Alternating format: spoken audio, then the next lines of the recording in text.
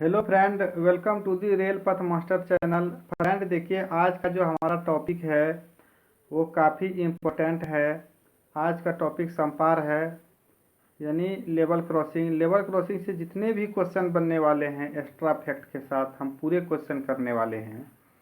आप अगर LDC JEE का एग्ज़ाम देने वाले हैं तो ये चीज़ याद रखिए कि 4 से 5 क्वेश्चन संपार फाटक से पूछे ही जाते हैं और ये सभी क्वेश्चन इंपॉर्टेंट हैं। कुछ एक्स्ट्रा भी क्वेश्चन हैं, तो आप पूरे वीडियो तक बने रहिए क्योंकि मैं काफ़ी इम्पोर्टेंट क्वेश्चन इसमें कराया हूँ और ट्रिक के साथ कराया हूँ ताकि आप लोग 1 से 2 बार वीडियो देखने के बाद पूरे क्वेश्चन याद हो जाए। दोस्तों, वीडियो के अंत तक आप बने रहिए। अंत में एक सीक्रेट बात बताएंगे कि कैसे आप कम समय में अच्छे मार्क्स ला सकते हैं। तो दोस्तों, ये तो हो गया, चलते हैं। देखिए, मेहनत के लिए कुछ हम लोग को संघर्ष करना पड़ता है। तो एक शेर मैं सुनाता हूँ। कहता कि काम करो ऐसे की पहचान बन जाए, काम करो ऐसे की पहचान बन जाए, चलो ऐसे की निशान बन जाए। अरे जिंदगी तो हर कोई काट लेता है, अरे जिंदगी तो हर कोई काट लेता है, अगर दम है तो जियो ऐसे की मिसाल बन जाए। तो दोस्तों, सभी आदमी ज़िंदगी काटते हैं, लेकिन जो कुछ करके दिखाते हैं उसी का नाम होते हैं। तो ये इसीलिए मैंने इसमें ये जोड़ा हूँ कि काम करो ऐसे की पहचान बन जाए, चलो ऐसे की निशान बन जाए। अरे ज़िंदगी तो हर कोई काट लेता है, अगर दम है तो जियो ऐसे की निशान बन जाए। तो अच्छे से मेहनत कीजिए और कुछ न कुछ निशान मिसाल बना ही दीजिए। तो चलते हैं क्वेश्चन की ओर। देखिए, क्वेश्चन कहते हैं कि विशेष श्रेणी संपार फाटक पर टीव्यू डैश से अधिक होना चाहिए। अब देखिए, यहाँ पे विशेष श्रेणी के बात कहे गए हैं। तो विशेष श्रेणी में कितना होते हैं? तो विशेष श्रेणी में ये 50,000 से अधिक होते हैं। ये सही उत्तर हो जाएगा। यहाँ पे विशेष श्रेणी का बात कहा गया है। तो विशेष श्रेणी में संपार फाटक में टीव्यू जो होते हैं वो 50,000 से अधिक होते हैं। ये टीव्यू जो होते हैं 50,000 से अधिक होते हैं। कहते हैं कि दोहरी लाइन पर एक क्लास संपार फाटक पर टीव्यू के बीच होना चाहिए। यहाँ पे देखिए, दोहरी लाइन पर एक क्लास संपार फाटक पर टीव्यू डैश के बीच होना चाहिए। तो दोहरी लाइन में जो होते हैं और एक क्लास का बात किया गया है। यहाँ पे दोहरी लाइन का बात किए गए हैं और एक क्लास का बात किए गए हैं। तो ये देखिए कितना होते हैं, ये होते हैं बी नंबर, इसका उत्तर सही हो जाएंगे ये वाला। ये 50,000 और 30,000, यानी 50,000 से 30,000 के बीच में ये इसका सही उत्तर हो जाएंगे। कहता है कि सिंगल लाइन पर ए श्रेणी संपार फाटक पर लाइन की क्षमता 80% होनी चाहिए और गेट से गुजरने वाले सड़कों के वाहनों की संख्या डैश से अधिक होनी चाहिए। तो ये जो होता है कि अगर यहाँ पे 80% बात किया जाए, ये वाला चीज़ दिखिएगा, तो इसका जो उत्तर हो जाएगा 1,000 इसका सही उत्तर होते हैं। अगर सिंगल लाइन पर ए श्रेणी संपार फाटक पर लाइन 80% क्षमता होना, तो गेट से गुजरने वाली सड़कों के वाहनों की संख्या 1,000 से अधिक होनी चाहिए। तो 1,000 इसका सही उत्तर हो जाएंगे। चलते हैं नेक्स्ट क्वेश्चन की ओर। नेक्स्ट क्वेश्चन देखिए, कहते हैं कि संपार से आगे डैश सिग्नल उसके परिचालक और अनुरक्षण दोनों के संबंध में वैसेंजयी रेल पथ के नियंत्रण अधीन होंगे। तो ये जो है सी नंबर, इसका उत्तर सही हो जाएंगे। यहाँ पे वैसेंजयी रेल पथ कहे गए हैं कि संपार से आगे डैश सिग्नल और उसके परिचालन और अनुरक्षण दोनों के संबंध में वैसेंजयी रेल पथ नियंत्रण अधीन होंगे। तो यहाँ पे देखिए, ये चीज़ रखे कि बाहरी स्टॉप सिग्नल होना चाहिए इसका। तो सी नंबर इसका उत्तर सही हो जाएंगे। देखिए, नेक्स्ट क्वेश्चन कहते हैं कि फाटक वाले के पास डैश श्रेणी का चिकित्सा फिटनेस प्रमाण पत्र होना चाहिए। अगर रेलवे गेट में कोई ड्यूटी कर रहे हैं तो उसके लिए चिकित्सा कौन सा होना चाहिए? तो A3 मेडिकल जो है उनको पास करना पड़ते हैं। तो ये A3 मेडिकल इसका ये सही उत्तर हो जाएंगे। फिटनेस प्रमाण पत्र उसका जो होना चाहिए A3 होना चाहिए। फिर नेक्स्ट क्वेश्चन कहते हैं कि संपार फाटक पर पटरियों की जांच का न्यूनतम क्लियरेंस डैश होना चाहिए। संपार फाटक पर पटरियों की जांच के लिए न्यूनतम क्लियरेंस कितना होना चाहिए? तो देखिए, संपार फाटक पर पटरियों की जांच का न्यूनतम क्लियरेंस कितना होना चाहिए? तो ये जो है न्यूनतम पूछ रहे हैं। यहाँ पे देखिए, ये चीज़ याद रखिएगा, न्यूनतम पूछ रहे हैं। तो न्यूनतम जो होते हैं ये 41 होते हैं। बी नंबर इसका उत्तर सही हो जाएंगे 41। नहीं सॉरी 41 नहीं, 51, 51 51 इसका सही, 51 इसका सही उत्तर हो जाएंगे। न्यूनतम देखिए संपार फाटक पर अधिकतम अधिकतम रहेगा तो 51 से 56 होता है, और यहाँ पे क्या पूछा न्यूनतम, तो 51 इसका इसका सही उत्तर हो जाएंगे।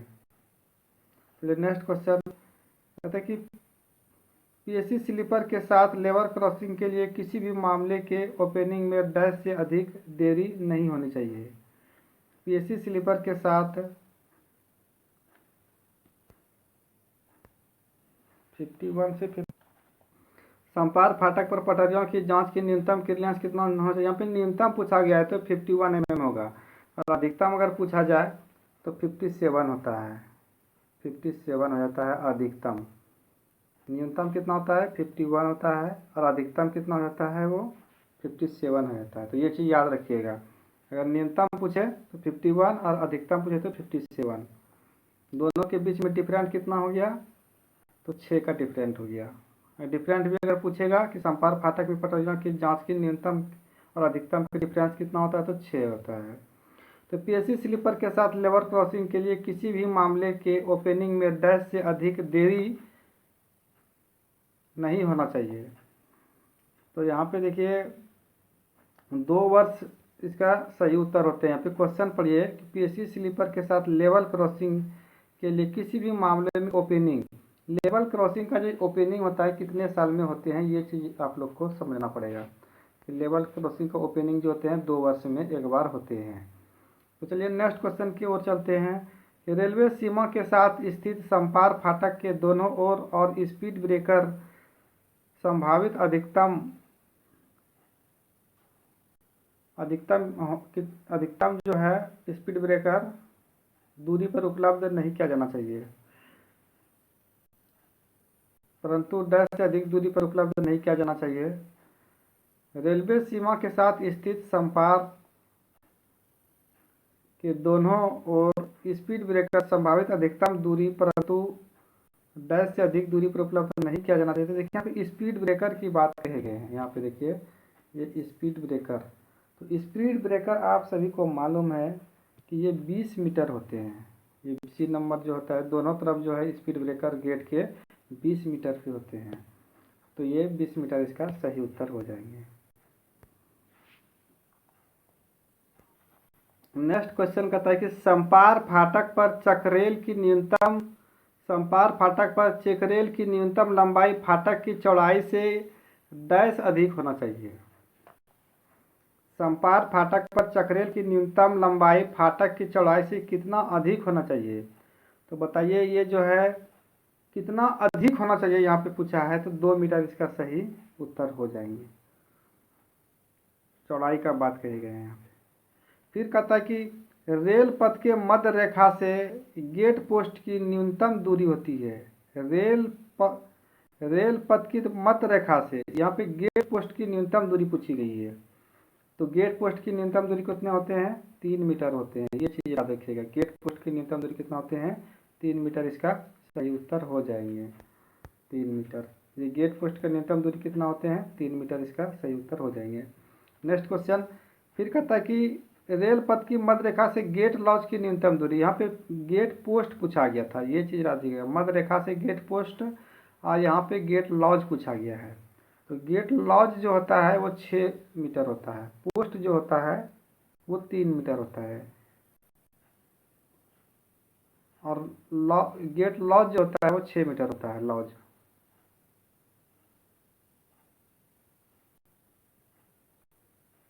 फिर कहता है कि रेल पथ के समांतर और सड़क के समांतर गेट पोस्ट से संपार फाटक पर फेसिंग की न्यूनतम लंबाई होगी। रेल पथ के समानांतर और सड़क के समानांतर गेट पोस्ट के संपार फाटक पर फेसिंग की न्यूनतम लंबाई होगी। तो देखिए इसका न्यूनतम लंबाई जो तो 15 और 10 मीटर होते हैं। सी नंबर यहाँ पे देखिए 2 चीज़ इसमें दिया गया है कि रेल पथ के समानांतर और सड़क के समांतर गेट पोस्ट से संपार फाटक की फेसिंग की न्यूनतम लंबाई यहाँ पे पूछे गए हैं। ये चीज़ याद रखिएगा, फेसिंग की न्यूनतम तो 15 मीटर और 10 मीटर आप लोग याद रखिएगा।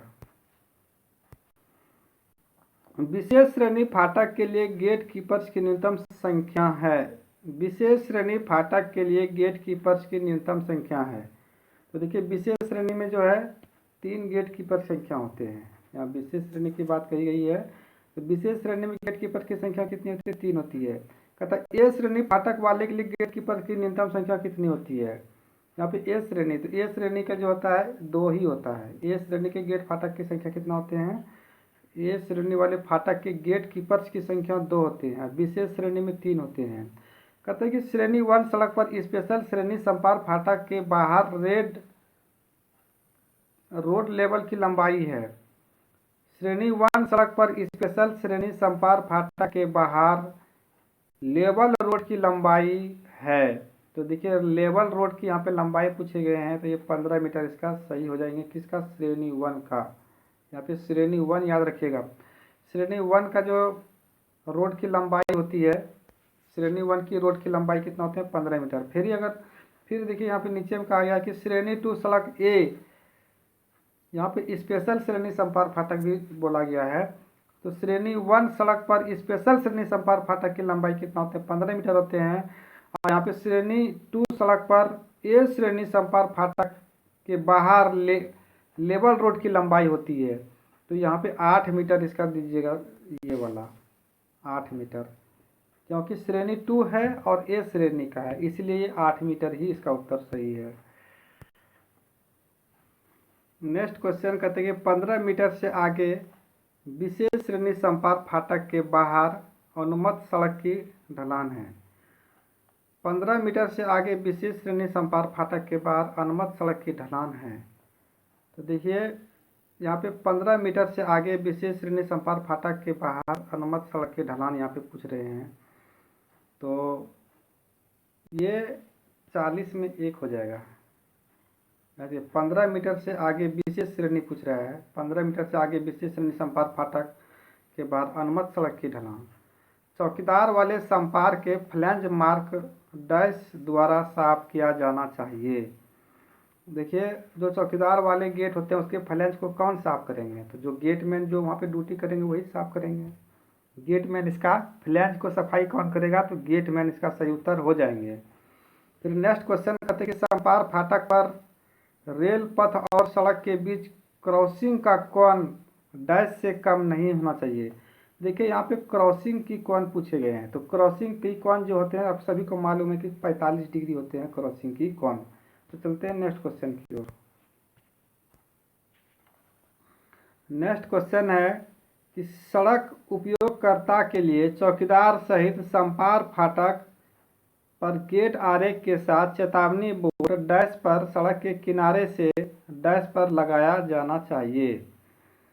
सड़क उपयोगकर्ताओं के लिए चौकीदार सहित संपार फाटक पर गेट आरेख के साथ चेतावनी बोर्ड पर सड़क के किनारे डैश पर लगाया जाना चाहिए। देखिए यहाँ पे क्वेश्चन क्या बोल रहे हैं, तो इसका जो उत्तर ए नंबर इसका उत्तर सही है कि 1.8 से 2.8 मीटर रेलवे सीमा पर, इसका सही उत्तर हो जाएंगे। सड़क उपयोगकर्ताओं के लिए चौकीदार संपार फाटक पर गेट आरेख की चेतावनी बोर्ड 1.8 पर सड़क किनारे से 2.1 मीटर पर लगाया जाना चाहिए।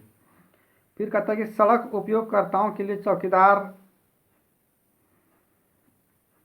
सहित संपार फाटकों पर सिंगल स्ट्रिप के साथ चेतावनी बोर्ड और गेट आरेख को गेट पोस्ट से डैश की दूरी पर लगाया जाना चाहिए। तो ये जो है 50 से 100 मीटर इसका सही उत्तर होते हैं। चेतावनी बोर्ड यहाँ पे याद रखिएगा।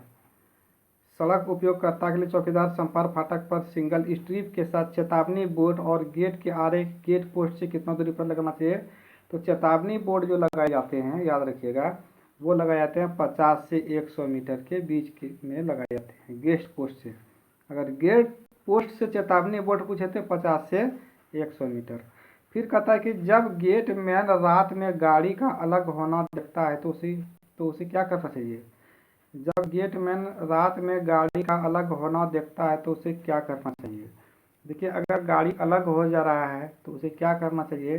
तो उसको क्या करना चाहिए, इन्होंने ये पूछा गया है कि उसे क्या करना चाहिए कि जब गेटमैन रात में गाड़ी का अलग होना देखता है तो उसे क्या करना चाहिए? कभी भी लाल बत्ती का प्रदर्शित ना करे, इसके बजाय सफ़ेद बत्ती ऊपर की ओर ऊपर और नीचे लंबवत रूप से लहराते हुए दिखाया जाना चाहिए।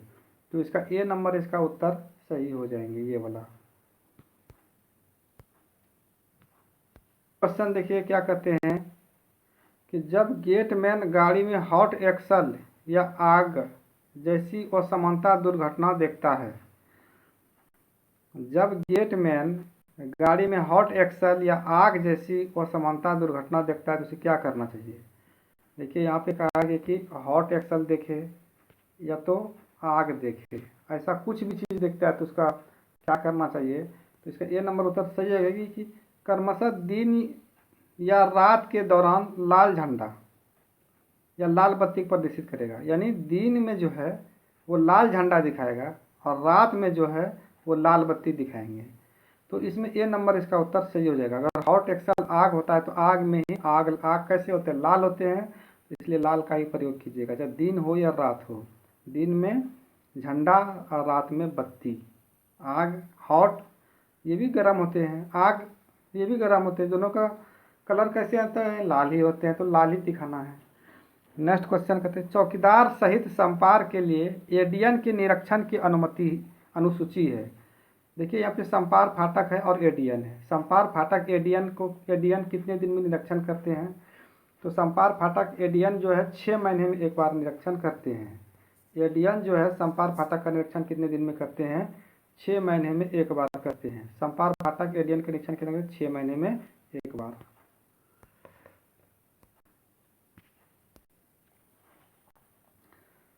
संपार में चक्रेल क्रिलियंस डैश है। संपार में चक्रेल क्रिलियंस डैश है। तो देखिए चक्रेल क्रिलियंस जो होते हैं 51 से 57 होते हैं। न्यूनतम जो होते हैं 51 होते हैं, अधिकतम जो होते हैं 57 होते हैं। तो याद रखिएगा 51 से 57, 51 57, 51 57 संपार में चक्रेल की क्रिलियंस होते हैं। 2 4 10 बार ऐसे बोलिएगा ना, 51 से 57, 51 57, 51 57, तो याद हो जाएगा। ठीक है, गेट पोस्ट से 2.5 मीटर की न्यूनतम दूरी पर ऊंचाई गेज स्थित होना चाहिए। गेट पोस्ट से, तो गेट पोस्ट जो उतना कितना होना चाहिए? 8। ये 8 सही उत्तर हो जाएंगे। गेट पोस्ट से 10 मीटर की न्यूनतम दूरी पर ऊंचाई गेज स्थित होना चाहिए, तो 8 मीटर सही हो जाएगा। संपार पर जनगणना की आवर्ती 10 वर्ष है। संपार पर जनगणना की आवर्ती 10 वर्ष है। तो संपार पर जनगणना की आवर्ती कितना होते हैं? वो 3 वर्ष होते हैं। संपार फाटक पे जनगणना कितने होते हैं? 3 होते हैं। देखिए यहाँ पे ये क्वेश्चन बड़ा इंपॉर्टेंट रहता है कि गेट पोस्ट से 8 मीटर की न्यूनतम दूरी पर ऊंचाई गेज स्थित होना चाहिए। तो अगर पूछे यहाँ पे ऊंचाई गेज पूछे, ये चीज़ याद रखें, ऊंचाई गेज तो 8 मीटर आप लोग सही उत्तर दीजिएगा। जो आप लोग के पास से ऊंचाई गेज देखिए लगा हुआ होगा तो 8 मीटर का होगा। ये क्वेश्चन पूछते हैं एग्जाम में। जनगणना 3 साल में होते हैं। कहता है 20 श्रेणी पर गेट कीपर्स की न्यूनतम संख्या कितनी होते हैं? तो यहाँ पे देखिए 20 श्रेणी की बात कही गई, तो ए रहे बी रहे सब में जो है 2 ही होते हैं, सिर्फ विशेष श्रेणी में जो है 3 होते हैं। नेक्स्ट क्वेश्चन देखिए क्या कहते हैं कि संपारों के पहुंच पर सिटी संकेतक बोर्ड डैश दूरी पर उपलब्ध किए जाना चाहिए। संपारों के पहुंच पर सिटी संकेत बोर्ड डैश दूरी पर उपलब्ध किया जाना चाहिए। तो देखिए यहाँ पे सिटी संकेत बोर्ड की बात किए गए हैं। तो सिटी संकेत जो है वो 600 मीटर, इसका उत्तर सही हो जाएंगे। फिर कहता है कि सी श्रेणी संपार के लिए मानदंड है। सी श्रेणी संपार के लिए जो टीव्यू यहाँ पूछे गए हैं कि टीव्यू, तो यहाँ पे सी की बात कही गई है, तो 20,000 से ये कम होते हैं क्योंकि सी श्रेणी का पूछे गए हैं। कहते हैं कि प्रमुख और अन्य जिला की सड़क डैश कोटि की सड़कों के अंतर्गत आती है। तो यहाँ पे देखिए जिला का बात कहे गए हैं और प्रमुख और अन्य जिला का बात कहेंगे, तो जिला जो होते हैं श्रेणी 2 में आते हैं। 20 नंबर इसका उत्तर सही हो जाएंगे। फिर नेक्स्ट क्वेश्चन कहते हैं कि विशेष श्रेणी संपार के लिए मानदंड है। अगर विशेष श्रेणी का गेट होता है तो उसमें 50,000 से अधिक टीव्यू होते हैं, तो इसका बी नंबर उत्तर सही हो जाएंगे। नेक्स्ट क्वेश्चन कहते हैं कि यदि टीव्यू 30,000 और 30,000 से कम और 20,000 तक हो तो सड़क वाहन यूनिटी की संख्या ग्रेटर 750 हो तो संपार डैश श्रेणी पर होगा। देखिए टीव्यू 20 और 30,000 के बीच में अगर है तो इसको कौन सी श्रेणी माने जाएंगे, क्वेश्चन ये बोल रहे हैं। तो उसको 20 श्रेणी जो है, सी नंबर जो उत्तर सही हो जाएंगे, 20 श्रेणी मानेंगे। यहाँ पे 20,000 से 30,000 के बीच में पूछ रहे हैं, तो 20,000 से 30,000 के बीच में पूछ रहे हैं तो यहाँ कितना होगा, 20 श्रेणी के ये गेट होंगे। अब देखिए ए श्रेणी के संपार फाटक की मानदंड क्या है, तो याद रखिएगा कि ए श्रेणी का जो होते हैं वो होते हैं, डी नंबर उसका उत्तर सही हो जाएंगे, 30,000 से 50,000 के बीच जो होते हैं वो ए श्रेणी के होते हैं। अब बी श्रेणी का तभी आपको याद ही हो गया, जब देखिए ए श्रेणी जो है 30,000 से 50,000 है तो बी कितना होगा, 30,000 से 20,000 होगा। फिर देखिए संपार पर गेट पोस्ट सड़क के डैश पर लगाए जाना चाहिए। संपार पर गेट पोस्ट सड़क के डैश पर लगाए जाना चाहिए, तो ये किस पे लगाना चाहिए, ये स्क्वायर पे लगा दिया जाना चाहिए। फिर कहते हैं कि संपारों पर जनगणना डैश द्वारा किया है, तो देखिए बहुविषयक दल जो होते हैं ना वही करते हैं, बहुविषयक दल के द्वारा संपार फाटक की जनगणना किए जाते हैं, तो इसका बहुविषयक दल सही उत्तर होंगे।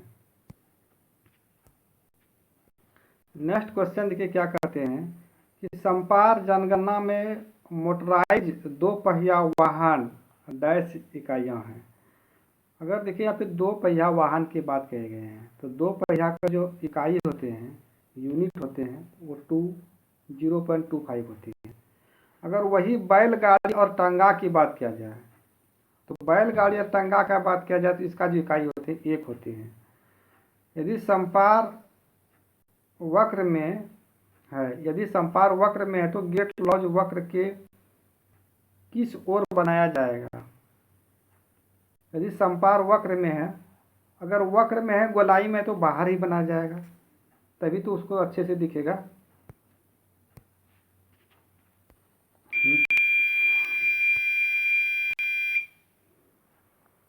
नेक्स्ट क्वेश्चन देखिए क्या कहते हैं कि एडीएन को फाटक उपस्करों का निरीक्षण डैश माह में 1 बार करना चाहिए। एडीएन सर जो है वो फाटक के सामान का जो निरीक्षण है कितने दिन में 1 बार करते हैं, क्वेश्चन ये कह रहे हैं।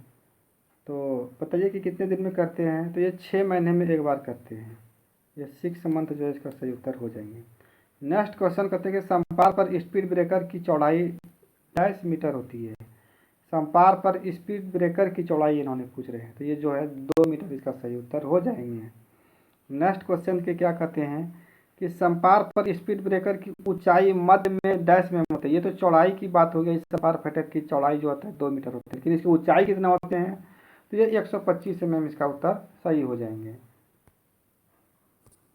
नेक्स्ट क्वेश्चन है कि संपार पर स्टॉप बोर्ड डिस्क का व्यास डैश में होते हैं। संपार पर स्टॉप बोर्ड डिस्क का व्यास डैश mm होते हैं, तो यहाँ पे देखिए डिस्क का व्यास पूछे गए हैं।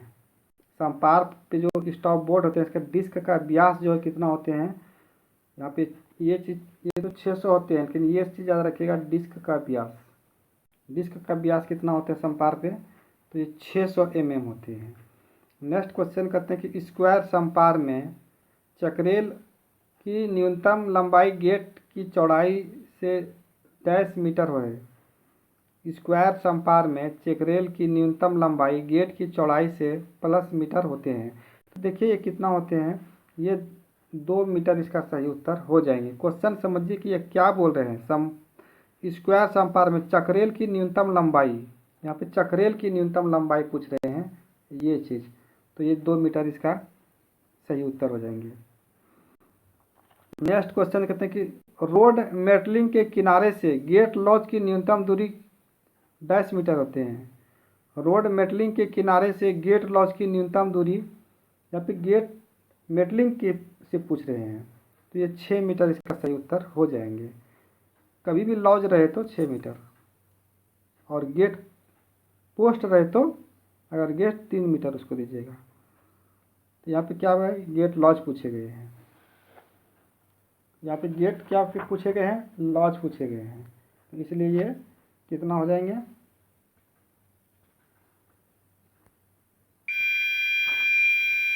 नेक्स्ट क्वेश्चन देखिए, कहते हैं कि श्रेणी 1 सड़क में गेट पोस्ट से बनाए रखी जाने वाली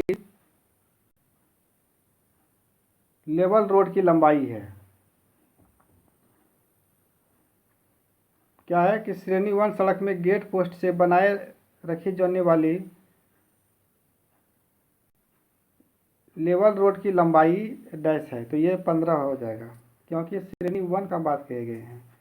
श्रेणी 1 का 15 होते हैं, और श्रेणी 2 3 अगर रहे तो, अगर 2 3 रहे तो ये कितना होगा, तो ये 8 हो जाएगा। पहले भी हम लोग पढ़ चुके हैं। अगर यहाँ पे देखिए संपार, यहाँ पे क्वेश्चन देखिए कि संपार पहुँचाव में श्रेणी 1 सड़क ढलान डैश से तीव्र नहीं होना चाहिए। अब देखिए श्रेणी 1 का ढलान पूछे गए हैं, ये चीज़ इंपॉर्टेंट रखिएगा। तो श्रेणी 1 का जो ढलान होते हैं वो 40 में 1 होते हैं, 40 में 1 होते हैं, याद रखिएगा। श्रेणी 1 का कितना होता है, 40 में 1 होते हैं। अभी आगे और पढ़ेंगे।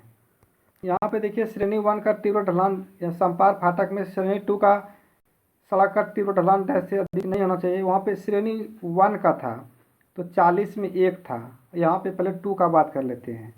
तो देखिए संपार पहुँच मार्गों में श्रेणी 2 का सड़क ढलान तीव्र ढलान अधिक नहीं होना चाहिए। तो देखिए यहाँ पे श्रेणी 1 श्रेणी 2 श्रेणी 3 तक इसमें दिए जाते हैं।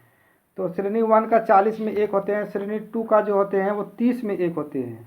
यहाँ 2 है तो ये 30 में 1 हो जाएगा, एक यानी 10 घटते जाएगा। अब बताइए श्रेणी 3 का कितना हो जाएगा, तो श्रेणी 3 का 20 में 1 हो जाएगा। तो याद हो गया आपको।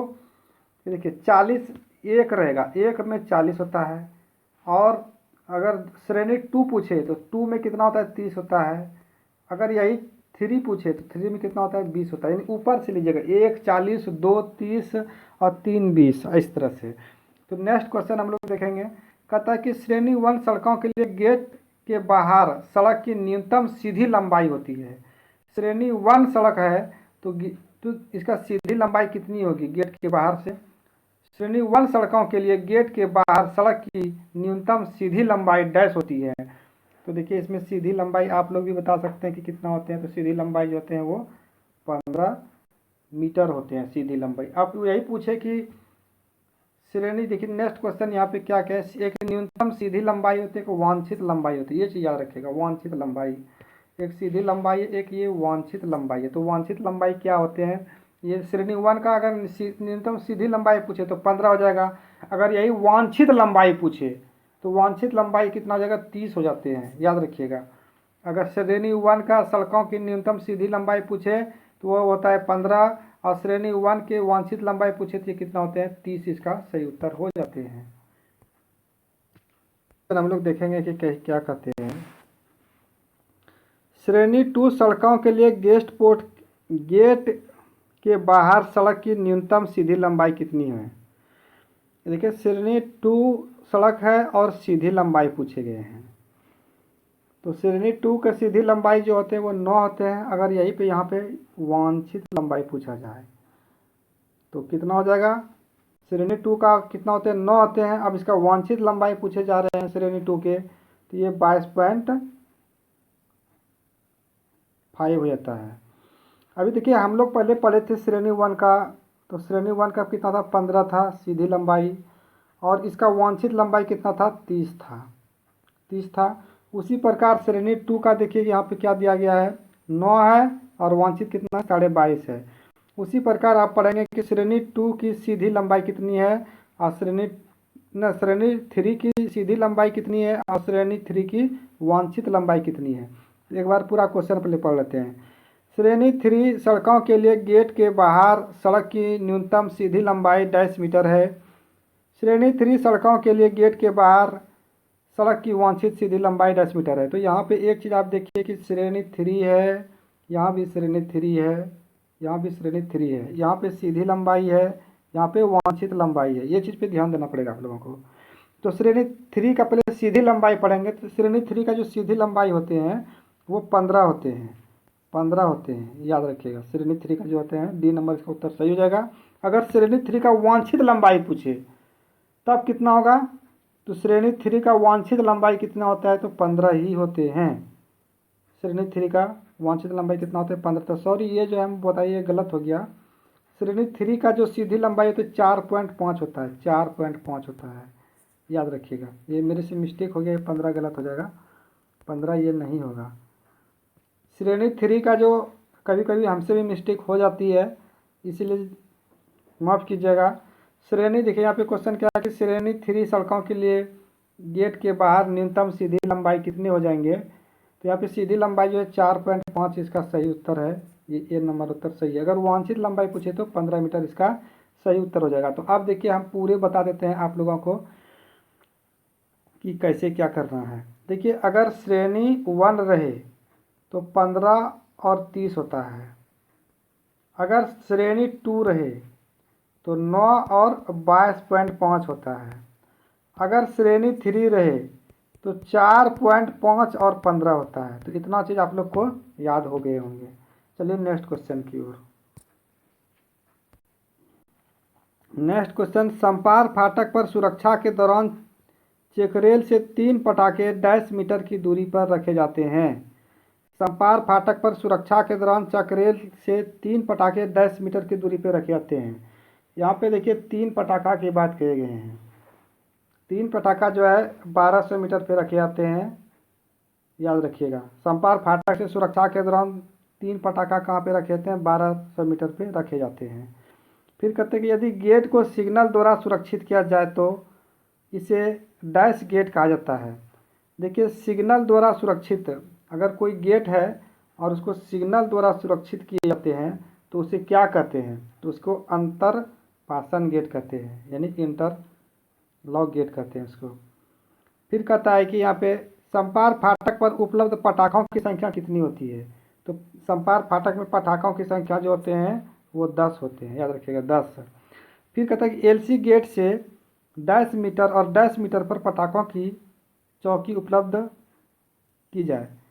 तो देखिए ये 600 मीटर पे और 1200 मीटर, 600 मीटर पे लगाते हैं और 1200 मीटर पे लगाते हैं। 600 मीटर पे 1 लगाते हैं, 1200 मीटर पे 3 लगाते हैं। तो ये इसका सही उत्तर हो जाएंगे।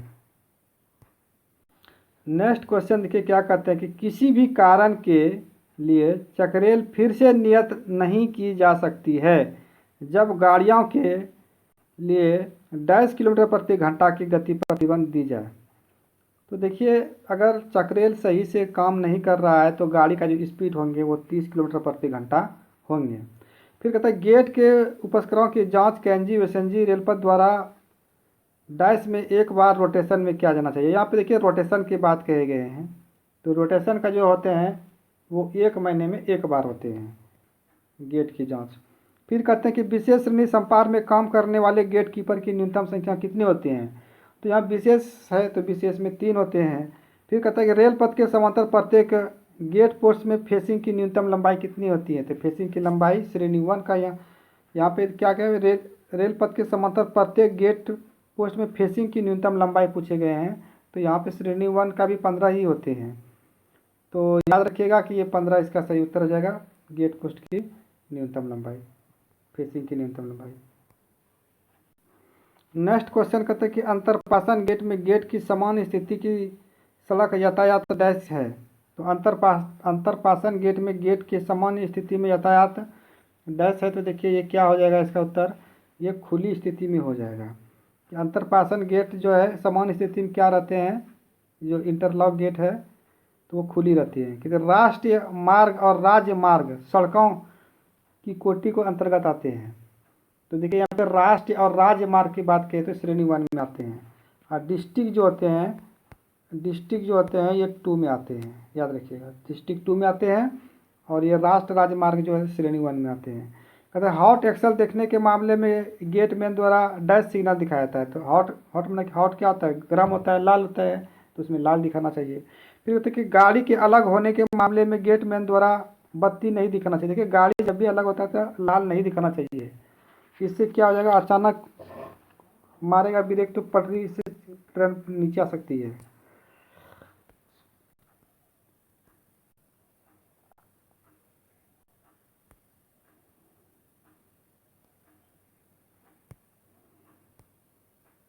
देखिए नेक्स्ट क्वेश्चन कहते हैं कि गाड़ियों के अलग होने के मामले में गेटमैन द्वारा डैश बत्ती ऊपर या नीचे लहराना चाहिए। तो देखिए ऊपर और नीचे हम लोग क्या लहराते हैं, सफ़ेद बत्ती लहराते हैं ना।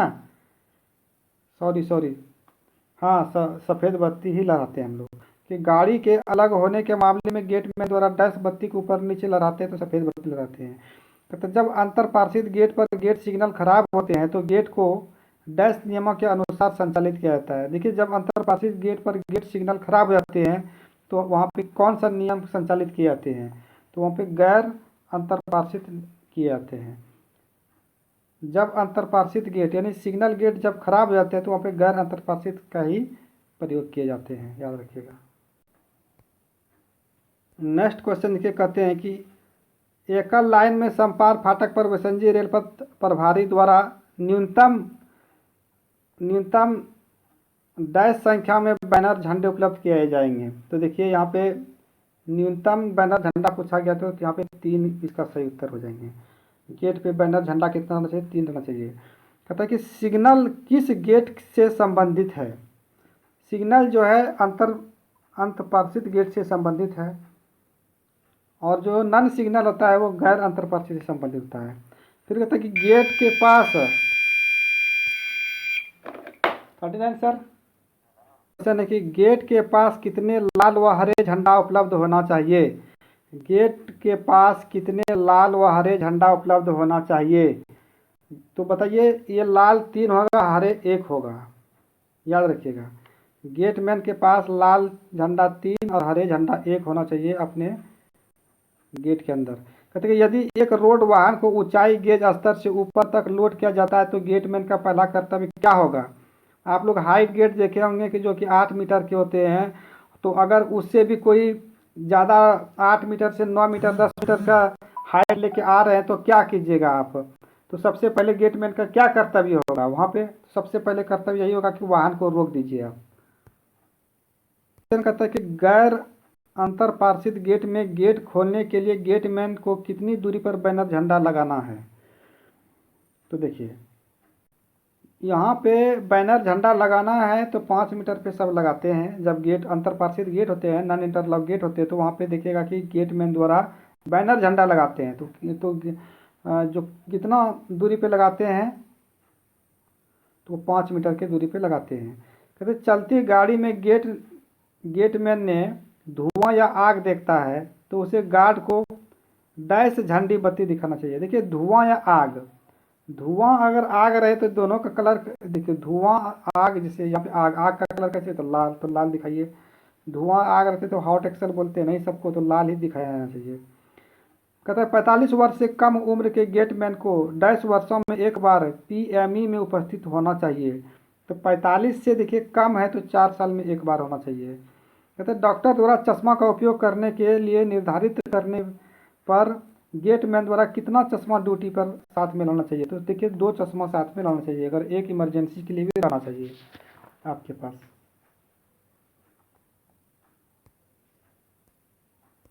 नेक्स्ट क्वेश्चन है कि गैर अंतरपार्श्वित गेट पर प्राइवेट नंबर का स्टेशन मास्टर से आदान प्रदान करने से पहले गेटमैन को डैश सुनिश्चित करना चाहिए। तो क्या सुनिश्चित करना चाहिए, देखिए ये क्वेश्चन। तो सभी देखिए गेट बंद स्थिति में होना चाहिए, सही स्थान पर लगाए गए बैनर झंडे बत्ती हटाना चाहिए को हटाना, जांच करे कि गेट पार करने के लिए गाड़ी को कोई अवरोध नहीं होना। उपयुक्त में सभी, ये 3 नंबर उत्तर से सही हो जाएगा। जब गैर अंतरपार्श्वित गेट पर प्राइवेट नंबर का स्टेशन मास्टर से आदान प्रदान करने से पहले गेटमैन को ये सब काम करना चाहिए। फिर कहता है कि A3 चिकित्सा कोटि में कर्मचारी के 45 से 55 वर्ष के बीच हो तो वह 10 वर्षों में एक बार पीएमई उपस्थित होना चाहिए। देखिए अगर वहाँ पे 45 से कम था तो 4 साल में एक बार, अगर 45 से 55 रहे तो 45 से 55 जो है तो 2 साल में एक बार करवाते हैं उसको चिकित्सा।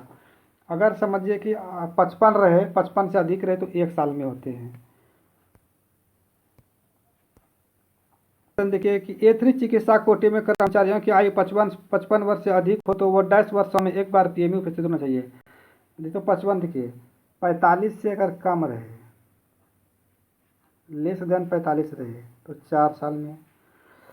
अगर समझिए कि 45 और 55 में रहे तो 2 साल में, और 55 से अधिक रहे तो 1 साल में, 1 साल में। तो यहाँ पे आप लोग देख रहे हैं कि A3 चिकित्सा है, 55 से अधिक है तो 1 साल में इसका होगा। फिर कहता है कि किसी भी गाड़ी को सिग्नल देने के बाद अंतरपार्श्विक गेट में अगर कोई किसी सड़क को बूम नुकसान पहुंचाता है और रेल पथ पर रुक जाता है और गाड़ी को अवरुद्ध करता है तो गेटमैन को तुरंत क्या करना चाहिए। तो देखिए सिग्नल को फिर से जो है, सिग्नल को फिर से ऑन स्थिति में रखें। गैर अंतरपार्श्विक गेट पर स्टेशन मास्टर को प्राइवेट नंबर जारी करने से पहले गेटमैन को डैश सुनिश्चित करना चाहिए। तो देखिए वो क्या सुनिश्चित करेंगे, गेट बंद स्थिति में है और सभी बूम पर ताला है, सही बात है। 5 मीटर की दूरी पर लगाए गए बैनर झंडा हटाया, ये भी सही है। संपार क्षेत्रों में गाड़ी की सुरक्षित चालान के लिए कोई अवरोध नहीं है, सही है। उपयुक्त में सभी इसका उत्तर हो जाएंगे। देखिए नेक्स्ट क्वेश्चन कहते हैं कि संपार पर गेट की लंबी श्रृंखला और स्टॉप बोर्ड के साथ बंद करने के बाद गाड़ी को गुजरते समय गेटमैन को डैश पर खड़ा होना चाहिए। तो गेटमैन को डैश पे खड़ा होना चाहिए। तो गेटमैन कहाँ खड़ा होते हैं, तो सबको मालूम है ना कि जो संपार गेट पर खड़ा होते हैं, संपार गेट पर खड़ा होते हैं, ये पे याद रखिएगा, संपार गेट पर खड़ा होते हैं। फिर याद करते हैं कि आपातकाल के मामले में गेटमैन गेट छोड़ सकता है, विधिवत स्टेशन मास्टर को सूचित करते हुए, ये भी सही है। गेट को बंद करते हुए, ये भी सही है। गेट को पैडलॉक करते हुए, सभी। इसका मतलब हो गया कि डी नंबर इसका उत्तर सही हो जाएंगे। फिर कहते हैं संपार फाटक पर पहुंच मार्गों पर 600 मीटर हेड एल बोर्ड को रेल स्तर से डैश की ऊंचाई पर लगाया जाता है। देखिए LBW जो होता है ना, ये कितने मीटर पे लगाए जाते हैं विसिल बोर्ड को, तो 2.1 मीटर पे लगाए जाते हैं। यहाँ पे 2.1 के देखिए स्पीड बोर्ड और कॉशन बोर्ड ये 2 मीटर पे लगाए जाते हैं, और गुड्स गार्ड का जो होते हैं तो 1.65 होते हैं, और यहाँ पे क्या क्या विसिल बोर्ड तो 2.1 मीटर पे होते हैं। चलिए एक्स्ट्रा फैक्ट था ये। तो गाड़ी पार्किंग को छोड़कर किसी भी असमानता को गेटमैन ट्रैकमैन द्वारा देखी गई उसे तुरंत क्या करना चाहिए।